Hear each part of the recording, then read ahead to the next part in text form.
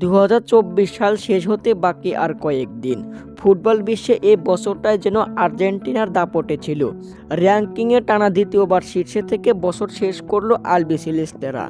2022 সালে বিশ্বকাপ জয়ের পর থেকে দাপট দেখাচ্ছে আর্জেন্টিনা। আছে নতুন বছর অর্থাৎ 2025 সাল।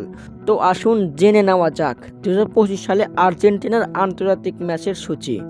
নতুন বছরে আন্তর্জাতিক ফুটবলে আর্জেন্টিনার বেশি ব্যস্ততা থাকবে 2026 বিশ্বকাপের বাছাই পর্ব নিয়েই।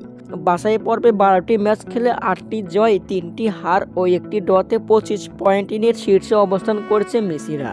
2025 সালের মার্চে বিশ্বকাপ বাছাই পর্বের ম্যাচ দিয়েই মাঠে নামবে লিওনেল স্কেলোনির শিষ্যরা। 21শে মার্চ শক্তিশালী উরুগুয়ের বিপক্ষে মাঠে নামবে আর্জেন্টিনা। ম্যাচটি হবে উরুগুয়ের মাঠে। এরপর 4 দিন পর 26শে মার্চ ঘরের মাঠে চিরপ্রতিদ্বন্দ্বী ব্রাজিলের বিপক্ষে মাঠে নামবেন মেসি বাহিনী।